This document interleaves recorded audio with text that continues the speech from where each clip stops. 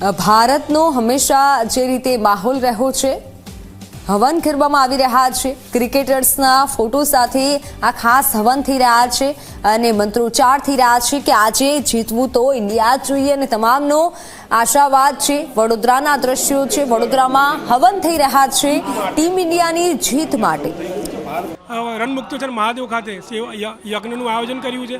આ યજ્ઞ માત્ર એક વિધિ નથી કે દેખાડો નથી, પરંતુ ભગવાનને પ્રાર્થના કરીએ છીએ કે ભારતીય ખેલાડીઓને એક સાચી શક્તિ આપે, ઉર્જા આપે, જે માત્ર જીતે નહીં પરંતુ ખૂબ જ સારા માર્જિન જીતે એવી ભગવાનને પ્રાર્થના કરી છે. એટલે આજે અમે લોકો સૌ અહીંયા ઉપસ્થિત રહ્યા છે અને 1008 આહુતિ આપીને ભગવાનને રીઝવવાની રીઝવીએ છીએ, પ્રાર્થના કરીએ છીએ કે ભારતીય ખેલાડીઓ વિજેતા થાય. અહીંયા કોટંબી વડોદરા ખાતે જે ન્યૂઝીલેન્ડ સામેની મેચ હતી, જે રીતે આપણે એને પરાજય આપ્યો હતો તેનું પુનરાવર્તન ફરી થાય તેની માટે આ યજ્ઞ કરવામાં આવ્યો છે. માત્ર ને માત્ર લોકોમાં એક જ બીક છે કે પૂર્ણ સિરીઝમાં આપણે કોઈ પણ મેચ હર્યા નથી, પણ માત્ર એક મેચ જે અમદાવાદમાં હતા એ હર્યા હતા અને ફરીવાર ફાઇનલ એ જ સ્ટેડિયમ પર રમાવા જઈ રહી છે. એટલે આજે લોકોના મનમાં થોડીક ભીતિ છે કે ન્યૂઝીલેન્ડ સામે, પરંતુ આજે દરેક લોકો પોતે બુમરાહ, પોતે હાર્દિક પંડ્યા, પોતે સૂર્યકુમાર યાદવ, પોતે અક્ષર પટેલ બનીને આજે મેચ જોવાના છે.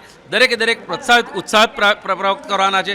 તો આજે અમારા તરફથી પંચમહાભૂતના યજ્ઞ કરવામાં આવ્યો છે. આઈસીસી T20 વર્લ્ડ કપની મેચ જ્યારે ફાઇનલ આજે અમદાવાદમાં રમાઈ રહી છે, ત્યારે ક્રિકેટ પ્રેમીઓમાં એક અનોખો ઉત્સાહ જે છે તે જોવા મળતો છે. આપ જોઈ રહ્યા છો કે જે રીતે વડોદરામાં આજે ક્રિકેટ રસિકો છે તેઓ દ્વારા ભારતની જીત માટે કહી શકાય કે યજ્ઞ હવનનું જે આયોજન જે છે તે કરવામાં આવ્યું છે. મહત્ત્વની વાત છે કે ICC T20 world cup final match જ્યારે આજે રમાવનારી છે અમદાવાદ ખાતે, જ્યારે નરેન્દ્ર મોદી સ્ટેડિયમ ખાતે આ મેચ રમાશે, ત્યારે ફાઇનલ મેચને ભારતની જીત માટે એક અનોખો ઉત્સાહ જે છે તે જોવા મળી રહ્યો છે.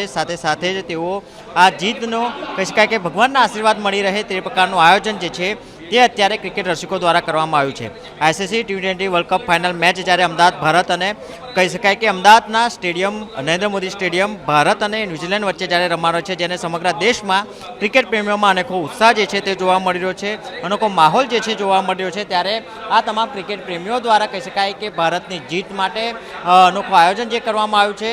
આજે સમગ્ર દેશમાં સર્વજ્ઞની નજર જે છે તે ભારત પર રહેશે, ત્યારે ભારતની જીત માટે કહી શકાય કે અત્યારે વડોદરા ખાતે આ યુવાધન જેવો છે તેઓ દ્વારા કહી શકાય કે યજ્ઞનું આયોજન જે છે તે કરવામાં આવ્યું છે.